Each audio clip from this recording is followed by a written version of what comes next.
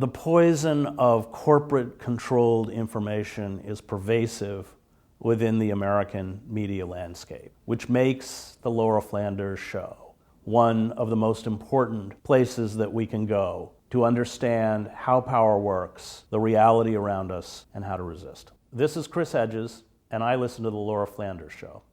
Go to patreon.com/The LF Show and become a member.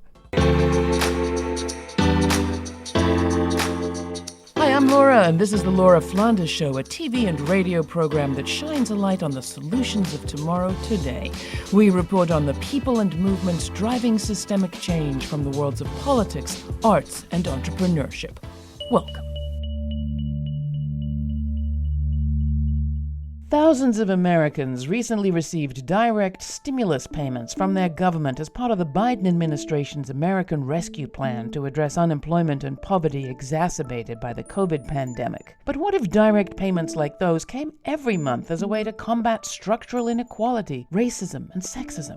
For a group of people in 2 California cities, that's not just an idea, it's a reality, thanks to an innovative experiment called the Compton Pledge. In Compton, 800 local women are receiving $300 to $600 a month just to give them a leg up.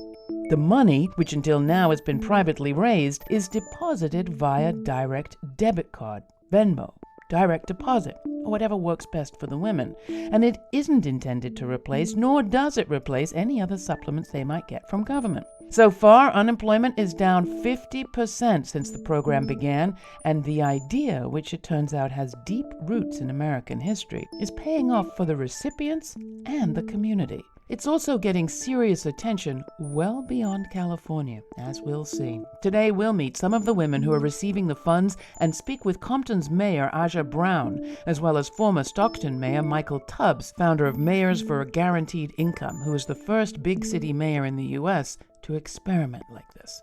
Could direct cash payments go national and be sustained? Should they? I started by asking the mayors to describe their towns.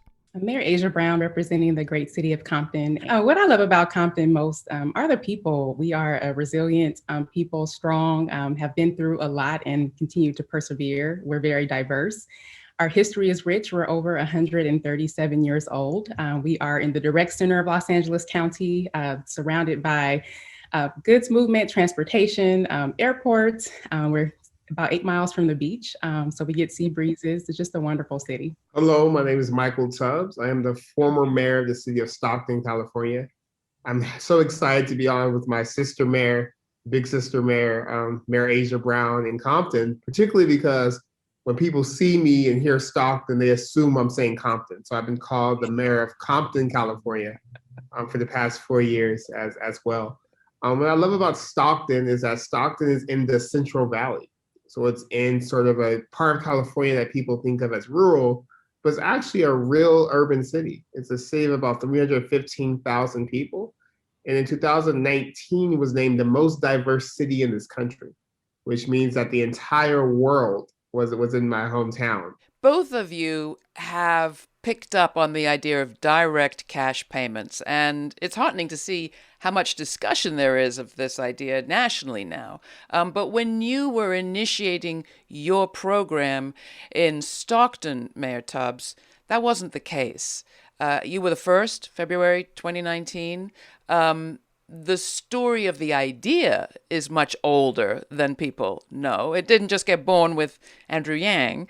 Tell us a little bit of the history and what, to your mind, was the problem that direct cash payments were the answer to there in Stockton in the Central Valley. Absolutely. The idea of cash payments, guaranteed income, universal basic income, et cetera, are as old as this country itself. Thomas Paine was talking about this in the late 1700s. The Agrarian Revolution. I learned about it from studying Dr. King, who was calling for this before he's assassinated, but also Black women organizing the National Welfare Organization. We were talking about direct cash payments. The Black Panthers, point number 3 of their 10-point plan, speaks to a guaranteed income or a job guarantee. For me, it was very encouraging to know that some of the thinkers we look up to the most had already thought about this. Because, okay, well, if Dr. King said it, it's good.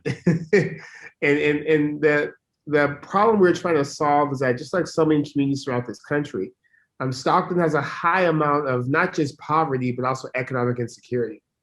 And I have my team research ideas for how to deal with poverty in particular. And they came back with cash transfer payments, but all their research base was outside the country. And I was like, well, show me something that says what happens in America. And they told me they weren't able to find anything as readily. And that's what kind of made me realize that we had to do something. And we launched in February 2019 in terms of disbursements, but we announced we were doing it in October of 2017. And the world was just radically different then. It was before Andrew Yang even announced he was running for president. We spent the year afterwards researching and learning and figuring out the best way to do it. And then in February, we finally got those checks out. Mayor Tubbs here talked about the lack of information in the U.S., studies in the U.S. What was the information that persuaded you to have the courage to go forward and adopt this idea in Compton?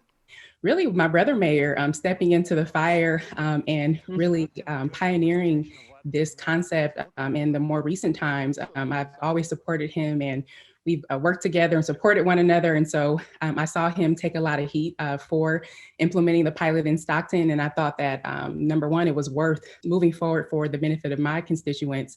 And especially with the COVID-19 pandemic, people were without direct relief. People had no concept of when additional government aid would be coming to their households. And so I knew as a leader that I needed to step up and really meet the need and fill the gap for my community. And so guaranteed income was an obvious choice for us to really step forward and to provide the basic necessities for Compton residents. Are there ways that you have adapted or adjusted the program over its course so far, Mayor Brown? Absolutely. At the onset of our pilot, I was very interested in studying the impact of guaranteed income on the formerly incarcerated as well as the undocumented community, as Compton does have a significant undocumented community in our community.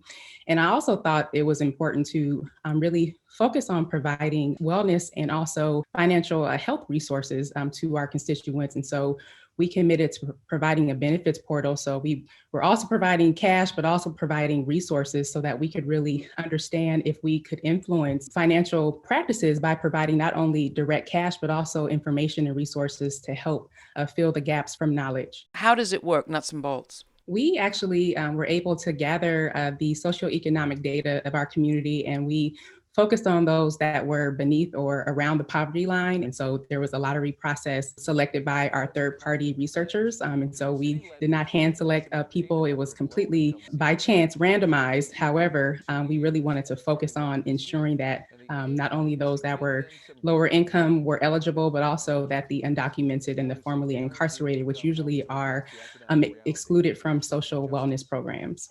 And can people still apply? I mean, can people still find themselves getting that text saying that they've been selected? We have officially enrolled 740 participants of the 800 in our pilot program. However, should we continue to receive additional donations and contributions, then we will continue to enroll participants. How do you get the money again? Tell me a bit about the portal and how it works.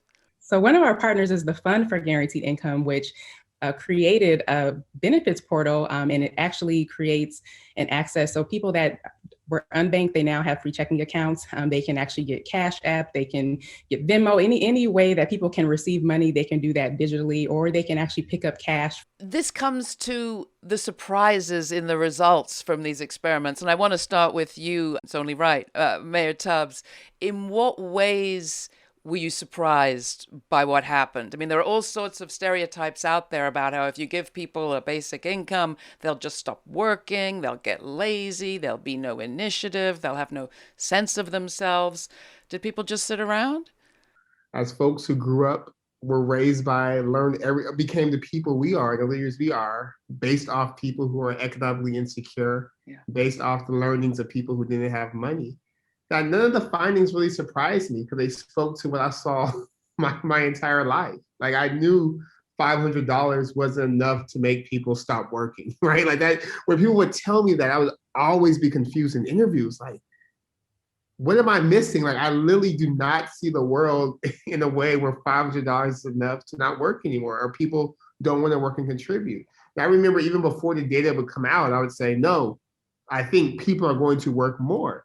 And everyone would look at me like I was speaking like some different language, and I didn't understand. So I'm just so proud that the data shows that, again, $500 is not going to make anyone stop working. In fact, it allowed people to transition from part-time to full-time work more easily. It allowed people to pay for the things that make it difficult to get to work, like regular transportation. I was a little bit surprised, however, at the drastic impacts on health that we saw, particularly because I thought that $500 would do something. But I was like, it's not like it's $1,000 like in Compton, or $1,500 or $2,000, right? So I was shocked that even something as small as 500 had impacts on mental health comparable to clinical trials of Prozac. And I think that's what made me move from being someone who's just interested in the idea to a full-blown evangelist, to someone who's saying, no, we have to have this as a policy in this country. We spoke with several participants in the Compton Pledge and Nika Soon-Shiong, Executive Director of the Fund for Guaranteed Income. Here's some of what they had to say. More than 24 mayors across the country are expanding universal basic income. It's an idea known as guaranteed basic income. Supporters say guaranteed income helps to address the economic reality of racial injustice. Could a guaranteed income change lives? Initially, when I got the text message about the Compton Pledge, I never heard of the Compton Pledge. So I was like, what is this? When I got that first text message saying I've been selected, I felt like I won the lottery. But honestly, I thought it was a scam, because we do get a lot of those scam emails. And I'm like, wait a minute, is this true? The Compton Pledge is a 2-year guaranteed income initiative that will deliver to low-income residents of Compton between $300 and $600 average monthly for 2 years. The idea of a guaranteed income is to provide an income floor below which nobody will fall. It's to supplement, not replace, welfare programs. I initially ignored it because I'm like, no, they're asking for my bank information and my personal information. And then I spoke with someone in the city of Compton who just reiterated the fact that it was real. A week later, I got a payment from them, and I was just so shocked, like, oh, this is, it's real. Unlike typical welfare programs, there's no application process. It's direct, it's recurring, and it's specifically tailored to serve undocumented and formerly incarcerated residents. The details and the information was super easy to follow, and even registering on the site was super easy. It wasn't a lot of steps. I thought it was going to ask for like a bunch of personal information, and it didn't. I didn't have any issues with linking my bank account information, and they even gave you information on there if you didn't have a bank account. The chat says that they generally respond within 2 hours, and it was an instant response. Everyone's always helpful, always friendly. Any questions you have, they answer any type of way that they're able to be helpful. We're also supporting our participants with mental health services, with social support, legal services, access to other forms of income, and financial education. The finances, it's amazing. We need the money for sure, but also don't be scared to look at the different resources, because with those resources, there's also a lot of great information and a lot of great services outside of the Compton Pledge that you can take advantage of. And I've learned quite a bit. Is this a handout? Yes, it is a handout. This is a handout so that people can survive. I have to take 2 medications for my heart since the surgery, and insurance doesn't cover it. So one of the medications is $388. The other medication is $900. So that's an extra expense that I have to pay outside of my household expenses. And I wasn't able to do so, to be honest. So with the payment that I received from the Compton Pledge, I take those 2 payments they give me a month and put it towards my medication. And then I just, try to make the difference so that I'm able to keep my medication going. So it's actually been a blessing. It came at a good time. I'm gonna be honest. It came at a good time, especially when I did not know where my help was coming from. My cable bill was a couple of months behind. Edison was getting there, and just everything else. Like, I don't know what I'm gonna do. But when I got the first deposit, I'm like, I'm running to the water company. I'm paying Edison. I paid everything that I need to do, and then had a little something extra to change to spend on my children. With those extra funds, I've actually been able to, save And that's something that has been really, really big for me, is just trying to make sure that I'm saving. So I've been able to save those funds. It has taken off a tremendous amount of stress. And it also has just added like that fire under me to let me know that, you know, you will be able to get out of your current situation. Now, you will be able to be a homeowner at some point. Generally, the narrative that's put out in the world about Compton is all negativity. You know, we're just inhumane, a bunch of gangbangers or robbers or killers or things like that. So just to know that it's some people here that care. It's some people here who are real humans with understanding and compassion. Like, we're humans just like everybody else. So just the fact that we could change the narrative to show that it's people doing good for good people, I think that would be one of the most important things. This is the Laura Flanders Show. I'm Laura. You were just listening to some of the participants in a direct cash payments program called the Compton Pledge, and to the mayor of Compton, Aja Brown. We also heard from former mayor of Stockton, California, Michael Tubbs, who is right now serving as a special advisor for economic mobility for California Governor Gavin Newsom. Tubbs is the founder of Mayors for a Guaranteed Income and was the first big city mayor in the U.S. to experiment with direct cash payments like this. You can watch this episode and see all our interviewees in action at our website, lauraflanders.org. And while you're there, please sign up for our newsletter. You don't need to send us a direct cash payment, although it'd be nice. But you will get information on all of our web exclusives, including the full uncut interview we released recently with Adrienne Marie Brown from last week's program on art and activism. You'll also get my regular commentaries. I call them the F word, the latest on how about veterans healthcare for all. Next, I ask Mayor Brown who needs convincing about direct cash payments in her communities and what is the data she needs most. Also, we talk about where the money comes from for these initiatives. But first, here's Time for a Dialogue by Soul Clap, featuring Rich Medina, released on Fool's Gold Records. Enjoy. Now the question is, what are we going to do to save the planet so we can save ourselves from the politics of wealth pulling our train off the tracks? I think the world is ready for someone other than some rich white guys going for self, turning our 3 steps forward into 15 steps back. Will the tools we leave our children be enough for the hardships to come? While we feed them digital fiber optic fantasies disguised as fun, it's about time for a dialogue. Coming back to you and information, Mayor Brown, who needs still to be convinced in your community, and then we'll get to nationally, and what data perhaps do you need that you don't have for reasons of data privacy or bias in data collection?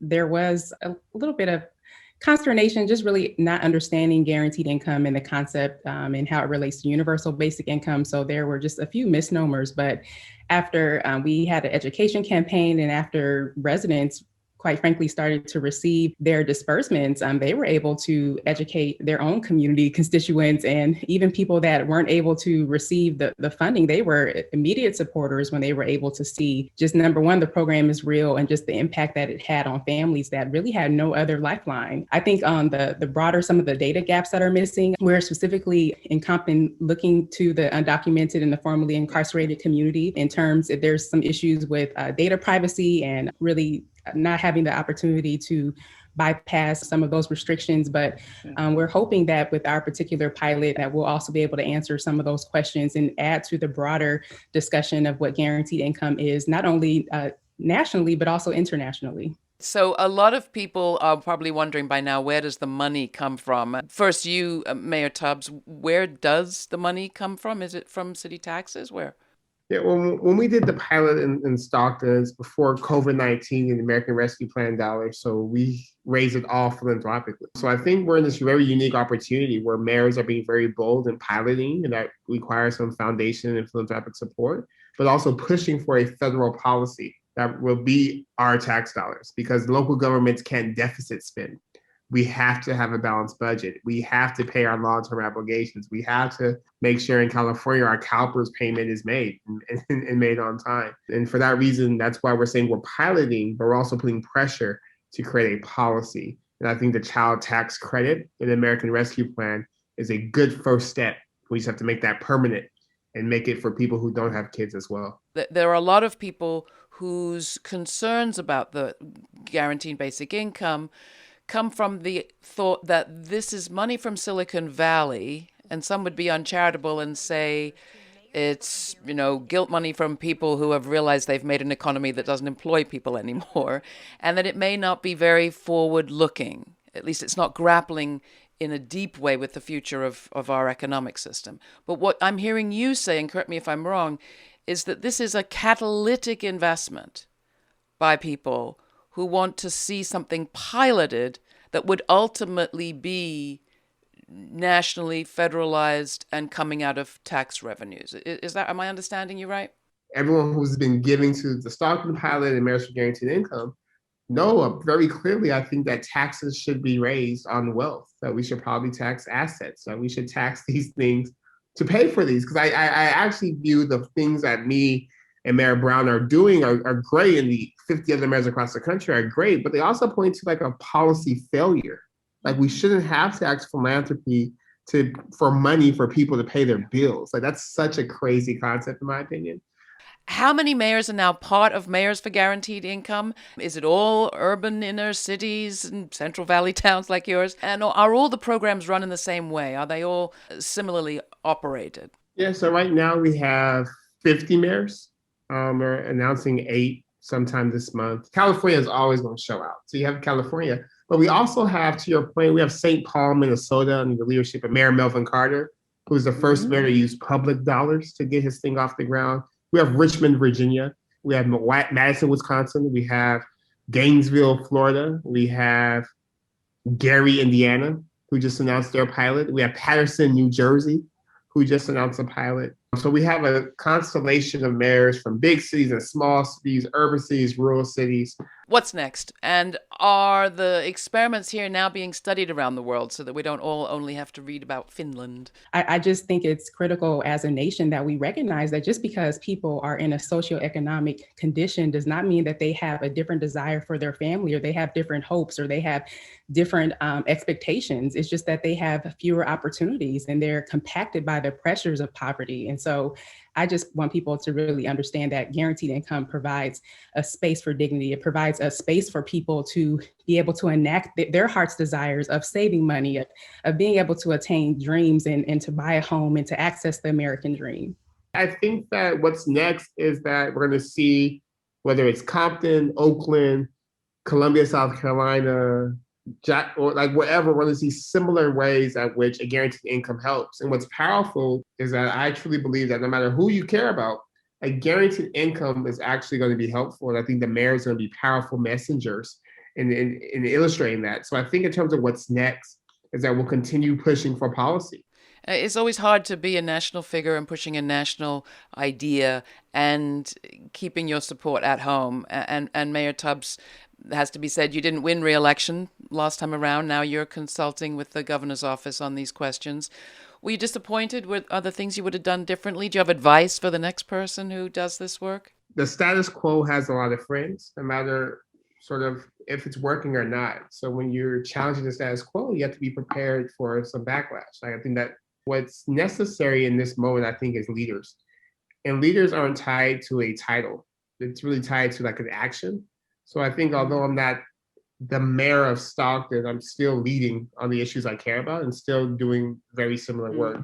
And I also think that what I realized is disinformation is so powerful. And if I was to do anything differently, I would have spent more time thinking about how do you combat disinformation, particularly disinformation online. Mayor Brown, as I understand it, are not seeking re-election. Is that right? I am focusing really on my love, which is community development. So I will still be serving Compton, but we've launched a community development corporation.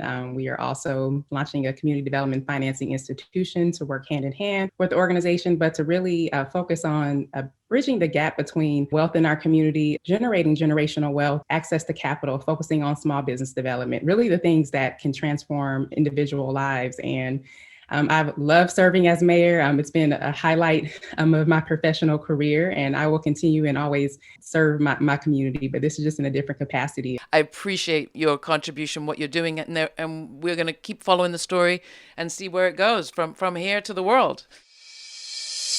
Democratic mayors from the West Coast to the East are getting serious about inequality. Boston's new first female, first African-American mayor, Kim Janey, says combating the wealth gap is something she's very serious about. At her confirmation, she laid it out. In Boston, the median net worth of a black Bostonian family stands at just $8. For whites, it's $250,000 in net worth. That's a 31,000 times difference. That $8 is no accident, pointed out Kim Janey. It's the product of discrimination going back to a time when black families were kidnapped, broken up, and forced to work for free for whites, who, with the collaboration of their governments, got rich and made this country the wealthy place it is. So in a sense, that 8 versus 250,000 difference is the product of a historic theft. It's also no way to pull a country together. And it's something we can do something about.